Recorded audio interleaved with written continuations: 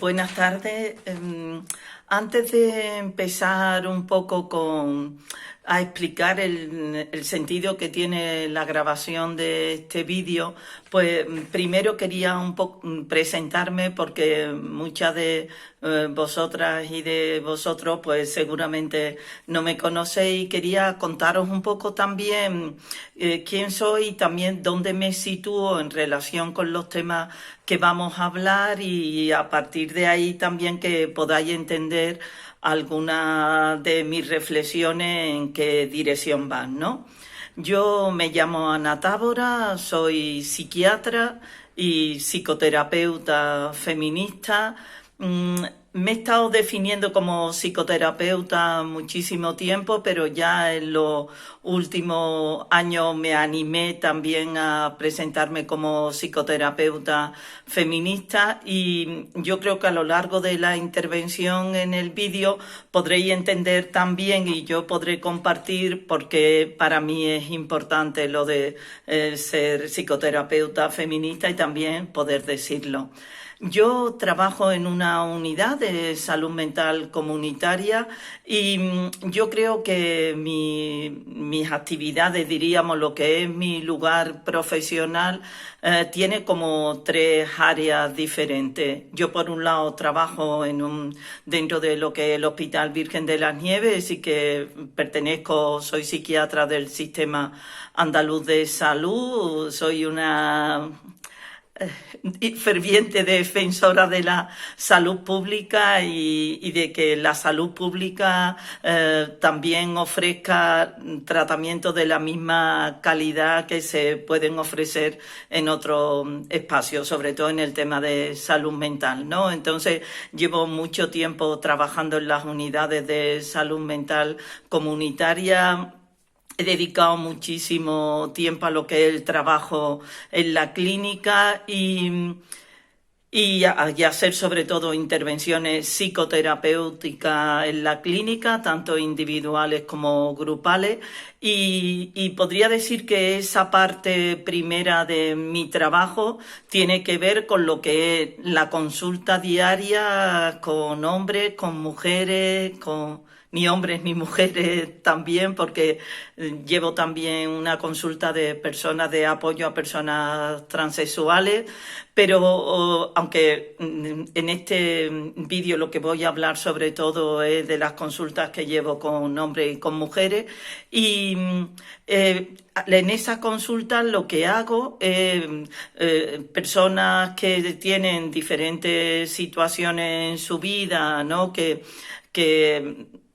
hablan de que pueda existir un problema de salud mental, pues vienen conmigo a la consulta y una vez que están en la consulta pueden realizar diferentes tratamientos. Yo ahora, sobre todo en el vídeo, lo que me voy a centrar en muchas de las cosas que trabajamos con esos hombres y mujeres y para poder entender mejor su sufrimiento y para poder establecer relaciones entre cómo ese sufrimiento que tienen en sus vidas, que tienen en sus relaciones, nos pueden explicar en una parte muy importante lo que son los problemas de salud mental que tienen, ¿no? De manera que mucho de lo que voy a contar tiene que ver con lo que es mi trabajo en la consulta. Yo trabajo en una zona rural, entonces trabajo con gente de clase media y clase media baja y la experiencia que tengo clínica tiene que ver con ese tipo de hombres y mujeres que vienen a la consulta, con lo que muchas de las cosas que voy a contaros no puedo generalizarlas, tienen que ver con mi experiencia clínica concreta en un espacio concreto y con un tipo de gente que vienen a pedir ayuda, que les podamos echar una mano y yo lo que sé, lo sé de ese espacio, ¿no? Digo porque también muchas veces en diferentes intervenciones que he tenido a lo largo de mi vida, siempre me gusta señalarlo porque hay perfiles de hombres y de mujeres que yo no veo y de los que difícilmente puedo hablar, ¿no? Además de ese trabajo clínico, fundamentalmente psicoterapéutico, yo siempre digo que soy mucho más psicoterapeuta que psiquiatra. Además, yo creo que una parte también que yo conecto con mi militancia feminista, una parte también de mi trabajo tiene que ver con el trabajo de formación a profesionales. Mm, Bueno, yo en cierta medida empecé pronto aquí en Andalucía a poder trabajar el tema de feminismo y salud mental, porque, bueno, desde que empecé a formarme en lo que tiene que ver con los temas centrales del feminismo, muy pronto intenté establecer relaciones entre cómo lo que planteaba la perspectiva feminista nos servía para explicarnos por qué las mujeres tenían problemas de salud, también por qué los hombres. Pero yo tengo mucho más formación y he profundizado mucho más en el tema de las mujeres que en el tema de los hombres, aunque trabajo y trato también a muchos hombres. Entonces, una parte muy importante de mi trabajo, y yo insisto ahí que a veces lo pienso más desde un lugar de militancia, es poder crear espacios de formación con profesionales para que puedan ir incorporando cómo la perspectiva feminista ayuda a poder entender lo que le pasa a las personas que vienen a consultarnos desde un lugar muchísimo más global que incluye el contexto social, el contexto económico, el contexto político de las mujeres y los hombres que nos consultan. Y toda mi línea como formadora, como docente, está centrada en que los profesionales, sobre todo los profesionales jóvenes, puedan establecer relaciones que permitan ver la utilidad que tiene incorporar el feminismo para poder pensar sobre la salud mental. Yo doy clases en la unidad de docencia y psicoterapia, que es un espacio donde distintos profesionales de España, de toda España, vienen a formarse durante 3 meses y ahí pues doy la formación sobre lo que son las intervenciones y la psicoterapia feminista. Soy profesora colaboradora de la Escuela Andaluza de Salud Pública con el programa de género y salud mental, implicaciones para la práctica clínica, donde hay psiquiatras y psicólogos, enfermeros, enfermeras y trabajadores y trabajadoras sociales se forman para poder incorporar lo que es la perspectiva feminista en sus prácticas diarias, en sus prácticas cotidianas. Y diríamos que dedico una gran parte de mi tiempo a lo que tiene que ver con poder llevar adelante esa línea de formación, ¿no? Y por último, tengo una labor también investigadora, donde voy a comentaros algunos de los proyectos de los resultados de algunos proyectos de los que hemos ido realizando, ¿no? Siempre muy en relación también con el tema con el feminismo y la construcción de determinadas áreas de nuestra vida. En este vídeo voy a hablar especialmente de un proyecto de investigación sobre el amor de pareja y sobre por qué era importante investigar el tema del amor de pareja desde una perspectiva feminista. Y empecé pronto a trabajar dentro de la investigación las diferencias que había entre la manera de tratar a hombres y mujeres que tenían diferentes problemas de salud mental, y esa línea de investigación, siempre en relación con el tema de salud mental y feminismo, pues esa línea sigue funcionando, ¿no? Quizás no tanto como hace unos años, pero bueno, sigue abierta, investigando quizás de otra manera. yo quería comentar también que yo, la formación que tengo en psicología social, y dentro de la psicología social, en la concesión operativa de grupo, diríamos que la manera como puedo pensar la estructura psíquica, el psiquismo, tiene que ver con una teoría, que es la teoría de la concesión operativa de grupo, que es la teoría que a mí me ayuda a poder entender cómo internamente estamos construidos, ¿no? Y además de ese modelo teórico que a lo largo del vídeo también explicaré algunas cosas, pues el otro pilar que forma parte de mi esquema de referencia tiene que ver con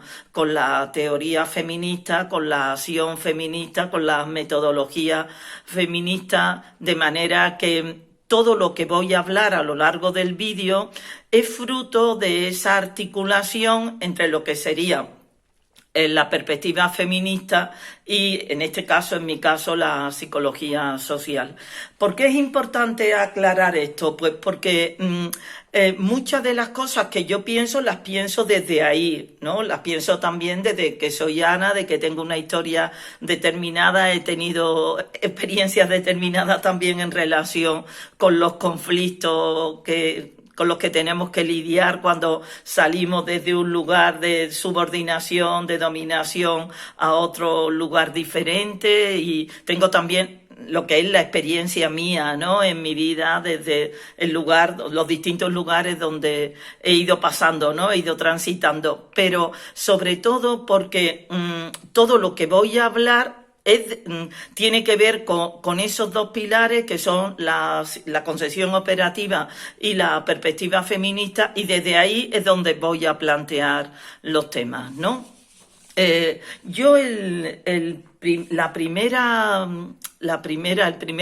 Quería aclarar ante una cosa, ¿no? A mí me parece que solo desde el feminismo no podemos explicarnos el funcionamiento que tenemos internamente, ¿no? Es decir, yo creo que el feminismo, como plantea algunas autoras, Sandra Harding, por ejemplo, ella dice, es un movimiento político que lo que intenta es hacer una transformación social de las condiciones de opresión de las mujeres, ¿no? Yo creo que, por lo menos desde donde yo lo veo, la perspectiva feminista, que posteriormente ese movimiento político va a dar lugar a una teoría que sería la teoría feminista, una manera de ver el mundo, una manera de poder pensar en cuáles son las causas de la opresión de las mujeres. Esa teoría que después se va desarrollando y da lugar a una metodología también de trabajo, a una forma de pensar sobre el conocimiento y también a una práctica feminista. Yo creo que solo eso no es suficiente para poder entrar en lo que tiene que ver con lo más interno, lo más intrapsíquico, lo más de dentro de cómo somos, de cómo nos vinculamos, de cómo nos relacionamos con los demás, de cómo nos relacionamos con nosotras mismas. Es decir, que también tiene que ver con mi experiencia. A mí me parece que para abordar en profundidad lo que es el tema de la salud mental desde una perspectiva feminista, necesitamos también tener un modelo teórico que hable de lo que es lo psíquico, ¿no? En mi caso, como os decía, tiene que ver con la concesión operativa de grupo. El primer planteamiento que querría hacer, ya entrando directamente en el tema que nos ocupa, que ahora os comentaré también un poco el título y intentaré explicarlo también, es que cuando nosotros nos situamos dentro de un lugar feminista, es decir, queremos hacer un análisis feminista, nosotros lo que partimos de la hipótesis de que existe una organización social que, por el hecho de ser mujeres, a las mujeres se las coloca en un lugar de opresión, en un lugar de desigualdad. ¿no? Cuando yo empiezo a trabajar con los alumnos y las alumnas, que trabajo con ellos en la formación, yo siempre les digo, es una cosa que decía casi desde el principio que empecé con la formación y la sigo manteniendo ahora como con una finalidad de poder verlo, aclararlo, ¿no? Yo siempre le decía, de lo que se trata es de ver cómo la desigualdad social, la desigualdad política, ese lugar donde se coloca a las mujeres desde un orden político, que es lo que conocemos como patriarcado, donde a las mujeres se les pone en ese estatus, en ese sitio de menos, de inferioridad, en un sitio donde se ejerce la opresión de las mujeres, cómo todo eso se convierte en subordinación interna. ¿Qué quiero decir con esto? Que, como he explicado antes, mi trabajo es fundamentalmente el trabajo de psicoterapeuta, ¿no? Entonces, mi objetivo cuando estoy trabajando en la consulta es poder ver, es decir, poder poner encima de la mesa, darse cuenta a través de ese trabajo que hacemos dentro del espacio de la consulta, que las mujeres y los hombres puedan darse cuenta de cómo esos valores que pertenecen al orden de lo político, de lo social, han sido interiorizados. Es decir, que cuando yo siempre escucho en este tema a Clara Coria, ¿no? Cuando Clara Coria dice, efectivamente, de lo que se trata es de luchar, de trabajar por el cambio, ¿no? Por la transformación política y también por la transformación interna, ¿no? Que podamos decir que no solo haya un contexto no opresivo, no de sometimiento para las mujeres o subordinación para las mujeres y dominación para los hombres, sino que internamente podamos estar construidos desde lugares no de sometimiento, no de dominación. Pero ella dice, a la par o mientras se va haciendo ese cambio social, ese cambio político, no podemos dejar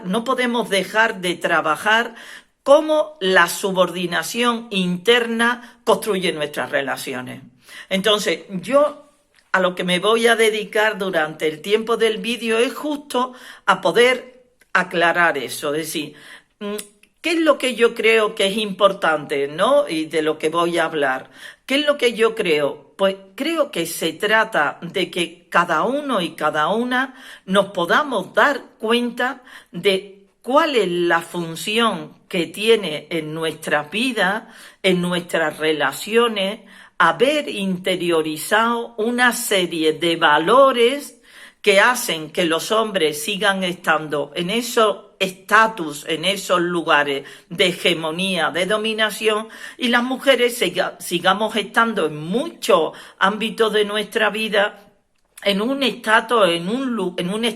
en un lugar de sometimiento. De forma que lo que a mí me interesa, sobre todo en este vídeo, es que pueda ayudar a que cada uno y cada una pueda darse cuenta de qué es lo que ha metido de esos valores que nos someten o de esos valores que nos colocan en un lugar de dominación o en un lugar de omnipotencia, ¿no? Que ahora explicaré un poco lo que es. De forma que cuando yo trabajo con mujeres que están viviendo situaciones de violencia en la pareja y trabajo con ellas y les digo, vamos a pensar en cómo vosotras habéis incorporado determinados valores referidos a las relaciones de pareja, por ejemplo, lo referido a la complementariedad, lo referido a que las mujeres siempre somos sujetos de necesidad, es decir, siempre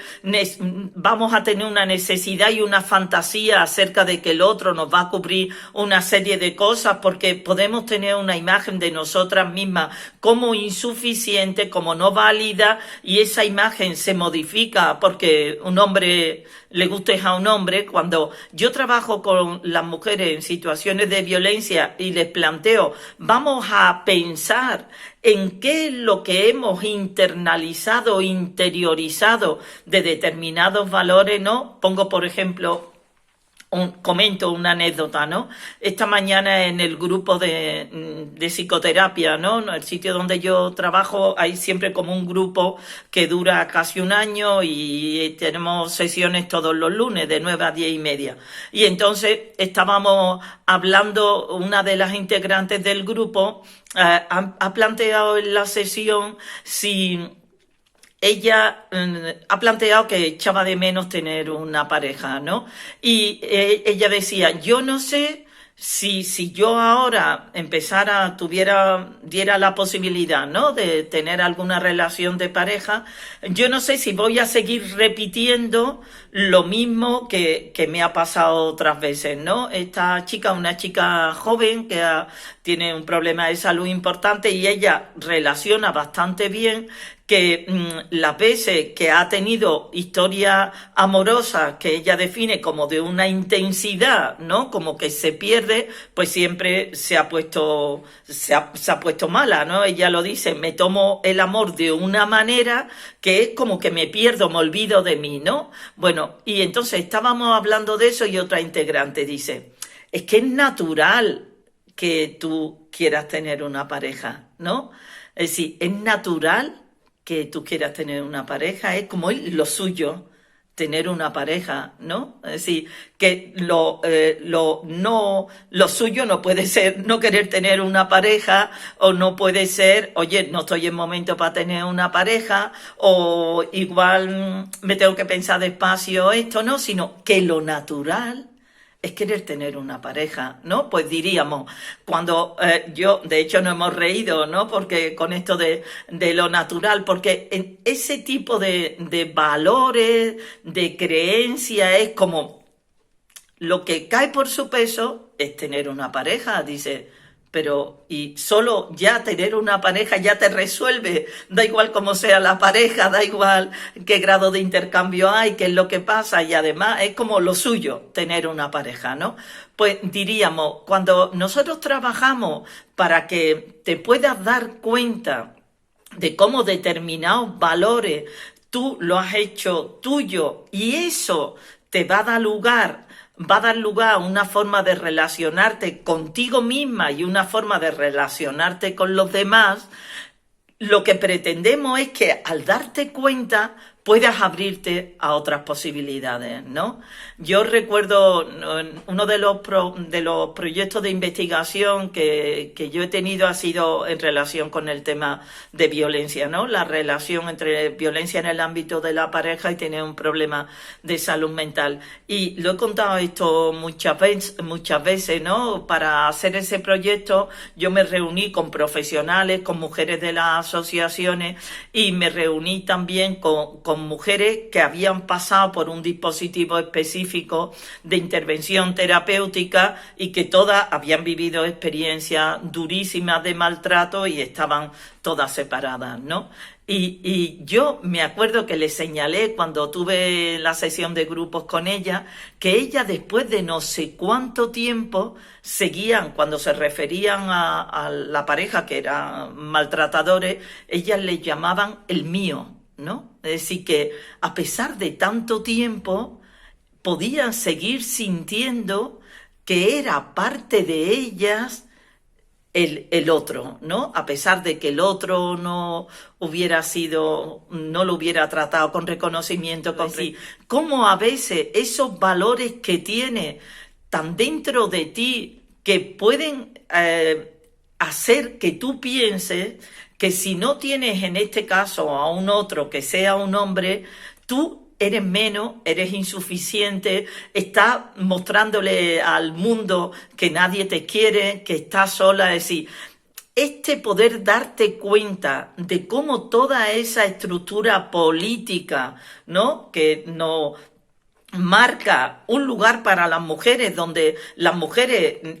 estamos bien, es lo natural si estamos con un hombre, pero si no estamos con un hombre resulta que ya no es lo natural y una misma puede pensar que efectivamente si no tiene una pareja es que es menos querida, es que es menos valorada porque no ha conseguido que gustarle a un hombre, como esos valores, en la medida que nos damos cuenta de esos valores, pues podemos transformarlos y yo siempre digo, podemos soltar el patriarcado, ¿no?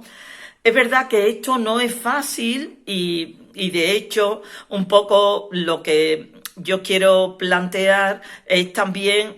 cuáles son las cosas que nos atrapan para no poder salir de ese sitio de opresión o en el caso de los hombres de ese sitio de dominación, ¿no?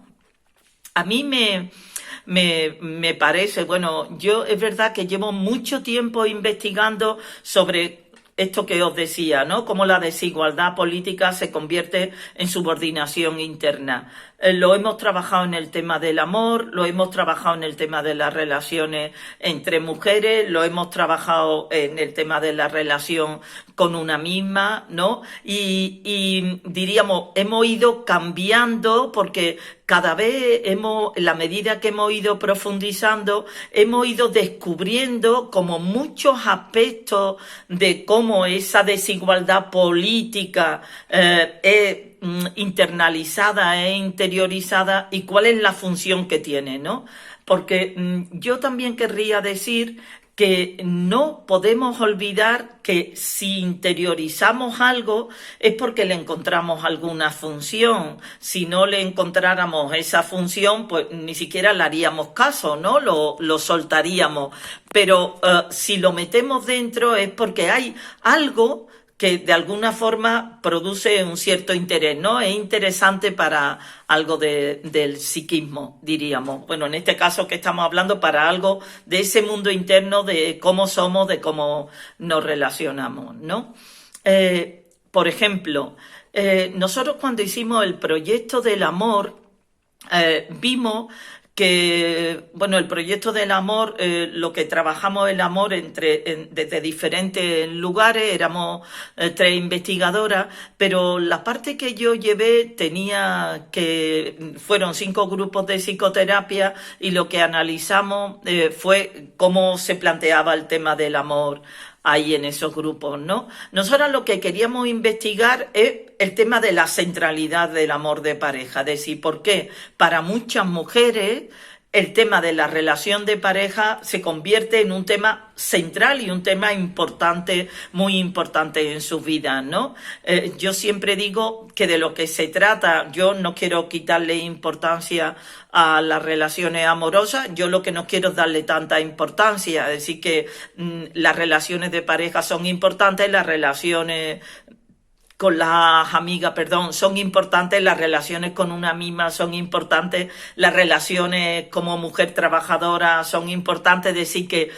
lo que queríamos ver es por qué para muchas mujeres una fuente muy importante de sufrimiento y de insatisfacción era lo que pasaba en las relaciones de pareja. Y también queríamos ver por qué muchísimas mujeres, que eso después nos ha servido para trabajar toda la cuestión de la violencia, por qué muchas mujeres siguen pensando que el otro puede cambiar a pesar de que no hay ninguna realidad que apoye que el otro va a cambiar por mucho que tú lo esperes. ¿Y por qué hay mujeres que se llevan tiempo y tiempo y tiempo anhelando que el otro pueda cambiar y por fin pueda darte aquello que tú necesitas, ¿no? Que tú sientes que necesitas y que quieres que te dé tu pareja, ¿no? Bueno, nosotros en esa investigación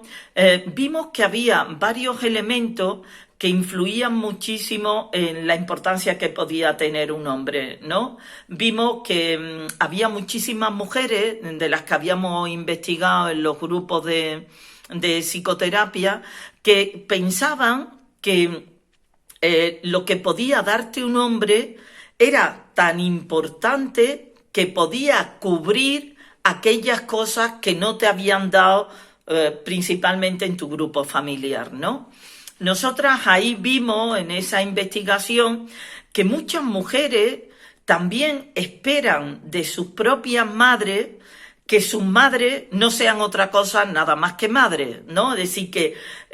tienen una fantasía acerca de lo que te tiene que dar tu madre, ¿no? Que es como si, aunque tú puedas entender que tu madre puede ser otras cosas además de madre, es decir, y más cuando lo pensamos desde un lugar feminista, después cuando trabajamos ese tema en la consulta, siempre decimos que, claro, que tu madre no está para darte a ti todo lo que necesitas tú, que también ella está para llevar su vida, para hacer otras cosas. Y pues estas mujeres sentían que su madre no le había dado lo que ellas necesitaban, ¿no? Es verdad que lo que pasa cuando eres pequeña es que si tú sientes que no te cubren cosas que para ti son importantes, te está pasando en momentos cuando eres muy chica que no tienes recursos para manejar eso que no te han dado, ¿no? La frustración de lo que no te han dado. Bueno, pues veíamos que muchas de las mujeres lo que esperaban de un hombre, de una pareja, era que ese hombre les pudiera dar lo que no le dieron. Estas mujeres planteaban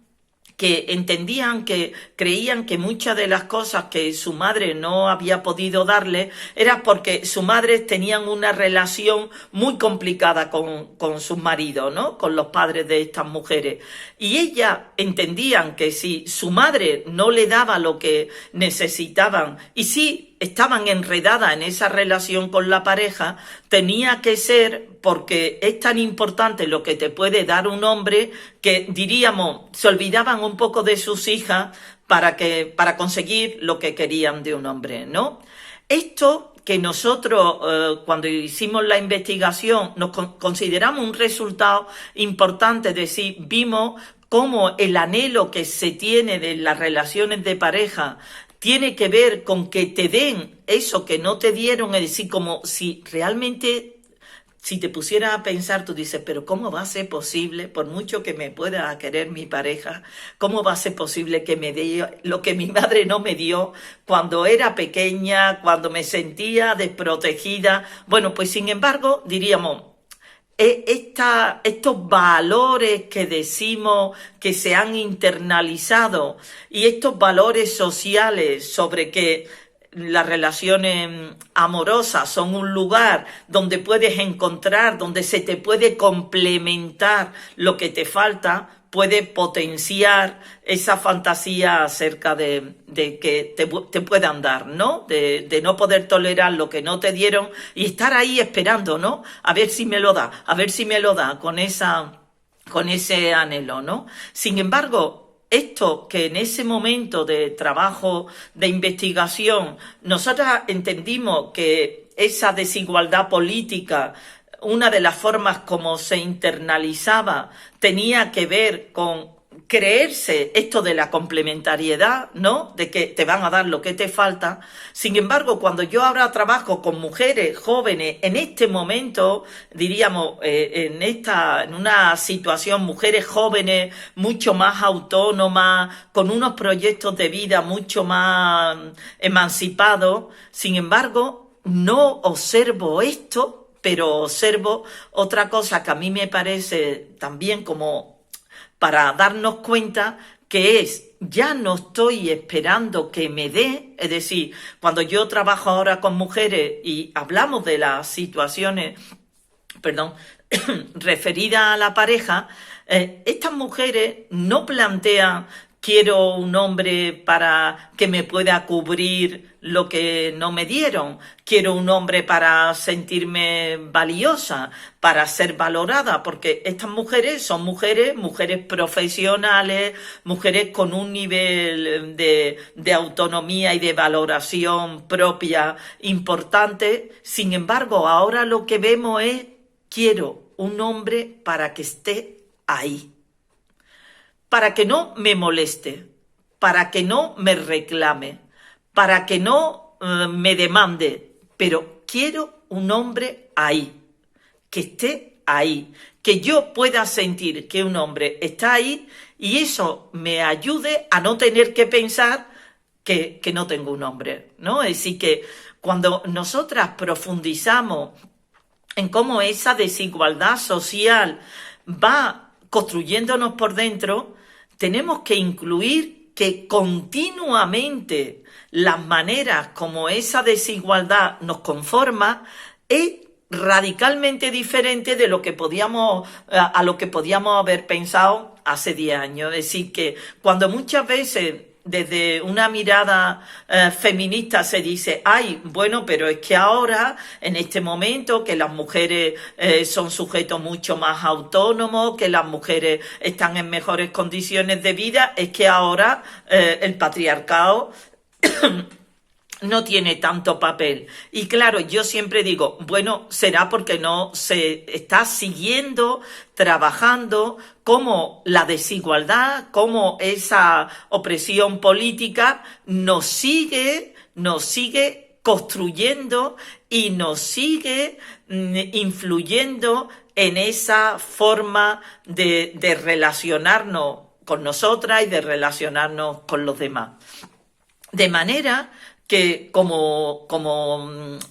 os planteaba antes, ahora mismo la forma como podemos pensar la significación que tiene la pareja en la gente joven, en alguna gente joven, la gente por lo menos con las que yo trabajo, es verdad que es distinta, claro que sí, pero también es necesario que podamos hacer visible cómo esas formas que son distintas también en cierta medida siguen colocando a las mujeres en ese lugar de menos y de sentirse menos si no tienes un hombre ahí, ¿no? De manera que ahora tú puedes ser autónoma, tú puedes desarrollar todo lo que tiene que ver con el rol profesional, pero sigues teniendo la necesidad de tener un hombre ahí para que tú determinadas cosas que tienen que ver con lidiar, que eres igual de valiosa, tengas un hombre ahí o no lo tengas, eso sigue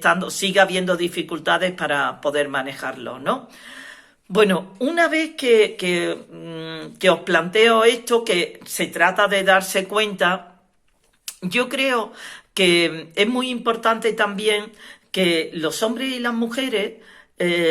queramos darnos cuenta de cómo esos valores que hemos metido dentro están influyendo en nuestra manera de construirnos como sujetos y de ver a la otra persona como sujeto, ¿no? A mí fundamentalmente lo que me ha enseñado el feminismo es justo a poder, por un lado, hacer ese camino para salir de ser un sujeto subordinado, un sujeto alienado, para poder pasar al lugar de ser un sujeto pleno, ¿no? Y un sujeto pleno con tus posibilidades, con tus conflictos, con tus dificultades, pero desde ese lugar de sujeto, sin llegar a tener una representación de ti misma como insuficiente, como incompleta, como que te faltan cosas, como que no eres válida, y ese poder hacer ese camino. Y también yo, cuando pienso en el trabajo y cuando trabajo con los hombres, creo que también en el caso de los hombres, el que ellos puedan darse cuenta de que esa masculinidad hegemónica, poderosa, tampoco está hablando de un lugar de sujeto pleno, porque ahora veremos algunas reflexiones sobre eso, pues diríamos, tanto los hombres como las mujeres, para hacer este camino de salir del lugar de sujeto hegemónico para convertirse en nada más y nada menos que un sujeto, siguiendo a Celia Omorós, ¿no? Un sujeto humano, que de lo que se trata es justo de ser genéricamente humano. Y para las mujeres salir de ese lugar de sometimiento y pasar a ese lugar de sujeto, diríamos, el feminismo lo que hace es ayudarnos como en ese camino, ¿no? Para encontrar ese lugar de sujeto pleno. Quería comentaros en este sentido de ese lugar de sujeto, quería comentaros un poco el título, ¿no? Yo cuando le ponía al vídeo le puse un título que es de la violencia a ser agente de tu propia vida, ¿no? Yo cuando hablaba de la violencia no pensaba solo en la violencia contra las mujeres, pensaba en la violencia institucional, en la violencia política, es decir, en lo que hace que por el hecho de ser mujeres, como decía antes, estemos en ese lugar de opresión y que por el hecho de ser hombre, por el hecho de ser hombre y de determinadas maneras de entender lo de ser hombre, puedan ejercer la violencia. Es decir, pero lo pensaba desde un lugar muchísimo, muchísimo más amplio, ¿no? No solo la violencia contra las mujeres, sino lo que decíamos, esa violencia política que permite, ¿no?, en un lugar la hegemonía y en otro lugar, como decía antes, el sometimiento, ¿no? Entonces, yo quería reflexionar sobre justo cómo una manera de salir de esa violencia, que es la violencia que muchas veces está en el contexto político, y poder trabajar para darnos cuenta de cómo poder salir de ese lugar, ¿no?, que decíamos antes, de dominación, sumisión, tendría que ver con cómo poder trabajar lo que es la idea de reconocimiento, ¿no? Yo me parece, ¿no?, que cuando hablamos de sujeto pleno, yo creo que habría que incluir 3 elementos, ¿no? Yo creo que por un lado, los hombres y las mujeres, todos y todas, somos dependientes, ¿no? Es decir, ¿qué significa que somos dependientes? Que todos y todas necesitamos a los otros, necesitamos sentir la afiliación con el otro, la conexión con el otro, ¿no? Y en ese sentido, yo creo que en ese camino de sujeto pleno, las mujeres tienen que hacer o tenemos que hacer un trabajo porque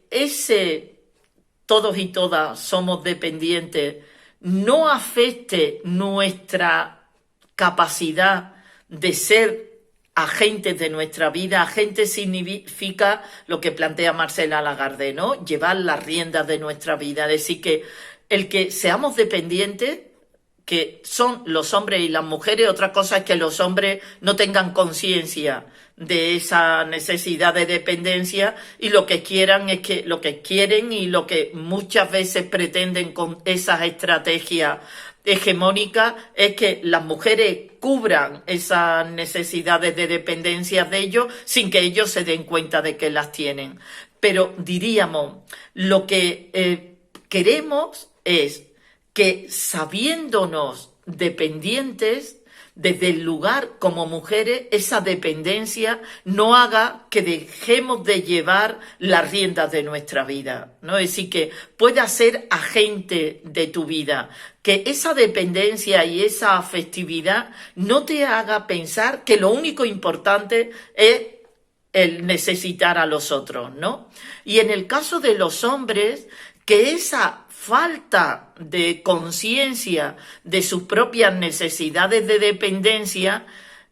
no, es decir, el poder darse cuenta de que ellos necesitan a los demás y que ese lugar de omnipotencia, de autosuficiencia, de masculinidad hegemónica, donde lo importante es qué quiero yo y no necesito la conexión, es una pura fantasía, ¿no? En ese sentido, a mí me parece que el lugar de sujeto pleno, de sujeto, yo diría ligero también, ¿no?, que la vida pueda llevarse también, como dice Italo Calvino, con ligereza, sería un lugar donde los hombres tendrían que darse cuenta de que sus necesidades de dependencia forman parte de lo que significa ser un sujeto, diríamos, un sujeto solidario, un sujeto igualitario, y no creer que ellos no tienen nada que ver con eso, y al mismo tiempo que las mujeres pudiéramos pensar en la dependencia sin que eso nos impidiera hacernos cargo de nuestras vidas, ¿no? A mí me parece que también ese lugar de sujeto pleno que enseña el feminismo, de sujeto humano, también incluye que somos vulnerables, ¿no? Y tanto los hombres como las mujeres, yo creo que el feminismo nos ayuda a poder pensar en la vulnerabilidad desde un lugar que no tiene que ver, en el caso de las mujeres, con la insuficiencia, y en el caso de los hombres con la omnipotencia, ¿no? Es decir, los hombres como su fragilidad, su debilidad. Yo cuando estoy trabajando en la consulta con los hombres, lo que trabajo fundamentalmente es que para que puedan integrar que la fragilidad forma parte de ellos, ¿no? Porque, claro, el lugar de los hombres es un lugar, diríamos, en cierta medida bastante claro, porque el patriarcado les marca, pero vamos, de pe a pa, cómo tienen que ser, pero después diríamos, esa idea de la que parten, de que siempre van a tener a una mujer para cubrirle la fragilidad, como decía antes, cubrirle sus necesidades de dependencia, su vulnerabilidad, de manera que ellos no tengan que integrar, que incorporar, que manejar su vulnerabilidad y su dependencia, eso espero que pronto se acabe. Y que no haya mujeres que estén o hayamos estado dispuestas a mantenerlos en ese lugar omnipotente mientras tú te estás haciendo cargo de sus vulnerabilidades y de sus dependencias, ¿no? En este sentido, yo creo que al igual, como decía antes, que los hombres tienen que incluir esa fragilidad, yo creo que las mujeres tenemos que soltar este tema que tenemos con la fragilidad, ¿no? Con no ser capaz, con no poder, con necesitar a alguien que para que nos calme, para que nos regule, y ese alguien que en muchas ocasiones se pone en ese alguien amoroso. Y la otra cosa que quería comentar en relación con ese sujeto genéricamente humano, ese sujeto humano, es que somos diferentes. Es decir, las necesidades que tenemos cada uno, cada una, y dentro de nosotras, las necesidades que tenemos unas y otras, somos diferentes. Es decir, cada uno, cada una tiene una historia, tiene unas necesidades, y reconocer al otro como sujeto pleno significa aceptar que el otro no está para ti. Porque tiene necesidades distintas a las tuyas, ¿no? Yo cuando trabajo dentro de las relaciones amorosas, el tema de la complementariedad, yo siempre digo, que lo digo un poco de broma, ¿no? Siempre digo, oye, que los hombres no son para tanto, ni las mujeres somos para tanto. Es decir, ¿por qué? Porque el otro es diferente a ti. Es decir, y tú puedes, como dice Jessica Benjamin, tú puedes tener muchísimo frío y el otro se cree que tú tienes calor y te pone un ventilador. Es decir, que lo que el otro entiende como sus necesidades, la mayoría de los casos no van a tener que ver con las tuyas, ¿no? Entonces, nos encontramos como en esta situación, ¿no? Si decíamos antes, cuando estamos hablando de un lugar de desigualdad, de subordinación, estamos hablando de un lugar donde hemos incorporado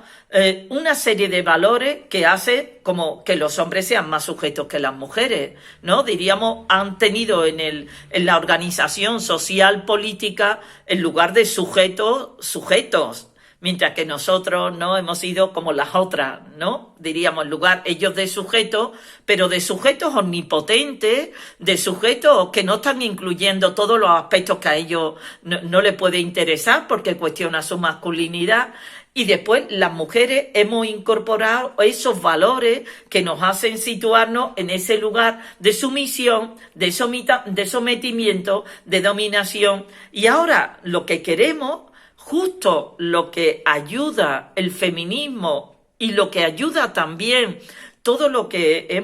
he intentado explicar sobre cómo el psiquismo nos permite entender qué es lo que tenemos dentro de nosotros y de nosotras, ahora lo que queremos es ser sujetos humanos, ¿no? Y desde ese deseo de querer ser sujeto humano, Es importantísimo y fundamental, primero, que yo me reconozca a mí misma como sujeto, y eso significa, por ejemplo, en el tema de las relaciones amorosas, que puedo ir dejando de pensar que lo natural es querer tener una pareja y que puedo ir incluso incluyendo como valor que una pareja, en el caso de que ese sea mi deseo, una pareja, ¿cómo? ¿Para qué? ¿En qué claves? ¿Desde qué lugar? Solo por ser pareja ya es algo importante, es decir, de lo que se trata es de tener pareja o no de no tenerla, sino qué es lo que yo quiero, cuáles son mis necesidades, cuáles son las necesidades del otro y cómo incluso en el caso de que mi deseo tenga que ver con tener una pareja, estoy dispuesta a todo lo que tiene que ver con poderle cubrir las necesidades al otro, a un otro que ni siquiera sabe que tiene necesidades. Estoy dispuesta a olvidarme de mi vulnerabilidad por querer cubrir la vulnerabilidad del otro. Estoy dispuesta a dejar de ser diferente porque no haya conflictos, porque no haya tensiones, porque no por el miedo a que puedan abandonarme. Es decir, quiero una pareja donde mi necesidad de depender, porque todos somos dependientes, tiene que ver con el hecho de ser humano, no entre en conflicto con mi nivel de autonomía, con mis deseos autónomos, con mis deseos de poder moverme por el mundo, con mis deseos de poder calmarme si si siento conflicto, si tengo ansiedad y no necesitar a un otro hombre que me calme, ¿no? Es decir, puedo pensar desde ese lugar de sujeto y puedo de alguna forma pensar también que si el otro no me reconoce como ese sujeto humano, no me interesa. Yo trabajo mucho con las mujeres lo que tiene que ver con dejar de querer, ¿no? Porque a mí me parece que ese lugar de sujeto humano también pasa por no querer a quien no te trate bien, ¿no? Por dejar, por decir, no te quiero, no, eso me lo dicen muchas veces las mujeres en la consulta. Mire usted, ya me he dado cuenta, ya puedo verlo, puedo ver al otro y no lo quiero.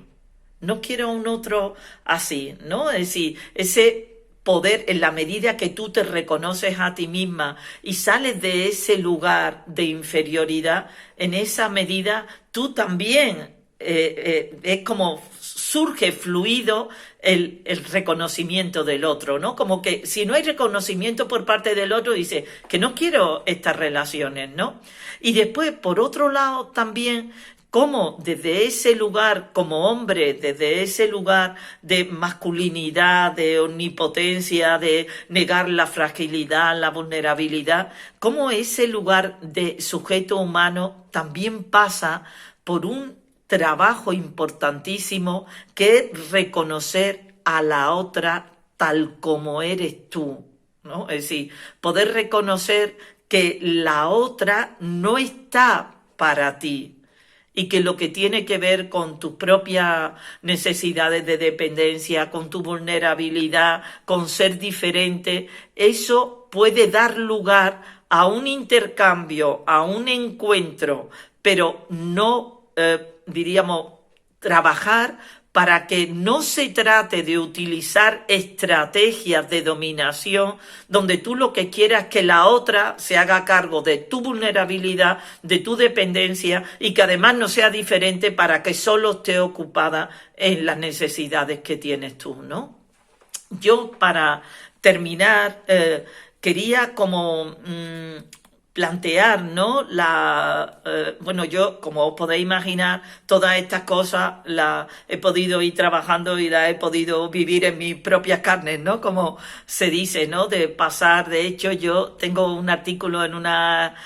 revista en Mujer y Salud que escribí cuando estábamos haciendo el proyecto de investigación, que le puse como título para que el amor de pareja no nos... y ponía entre paréntesis, me ponga de los nervios, ¿no? Y como decía, os podéis imaginar que todos y todas necesitamos para salir de esos lugares de sometimiento y esos lugares de dominación o de hegemonía, hacer un camino, ¿no? Hacer ese tránsito para poder pasar a ese lugar de sujeto en el que te reconoces como sujeto y reconoces al otro y a los otros como sujeto, ¿no? Pues yo creo que una vez que se va haciendo ese camino, yo creo que nos encontramos, ¿no?, con lo que es lo que es la posibilidad de poder estar con el otro, con la otra, desde un lugar que no es, sobre todo, ese lugar de necesidad donde lo único que quiere es que el otro te cubra lo que te falta a ti, ¿no? Yo creo que cuando se sale de ese lugar de necesidad y se entra en un lugar de poder encontrarte con el otro sabiendo que somos dependientes, sabiendo que somos vulnerables y sabiendo que somos diferentes, ¿no? Y poder dar la posibilidad de ver qué pasa en el encuentro cuando nos podemos situar desde ese lugar de sujeto. Yo creo que eso es un camino que yo siempre pienso que es como, además de una aventura, ¿no?, una buena aventura, además también un camino lleno de creatividad, porque primero te das cuenta de cómo es posible, de alguna forma, vivir la tensión de hasta dónde el otro y hasta dónde tú, con cierta alegría, ¿no? Es decir, que yo diría que con cierta, no, yo diría con alegría, que es como esa cosa de decir, oye, yo sé que el otro es importante, pero yo sé que también soy importante, yo sé que necesito al otro, pero también sé que es importante que yo me autoafirme en la vida, que yo tenga mi proyecto, que yo sea un sujeto trascendente, y a partir de ahí, ¿no?, cuando podemos encontrarnos desde esos lugares, desde la diferencia y desde lo que significa ser íntimamente humano, yo creo que el propio proceso de crear cosas y de poder descubrir cosas también nos va a sorprender, y yo creo que por lo menos mi experiencia es que merece la pena, ¿no? Bueno, yo me despido un poco con esto. Espero, bueno, haberos podido echar una mano para poder pensar todo este tema, ¿no?, de las aportaciones que el feminismo nos hacen a lo que somos, a cómo nos relacionamos, y os deseo lo mejor, sobre todo en estos momentos también tan delicados. Un abrazo inmenso.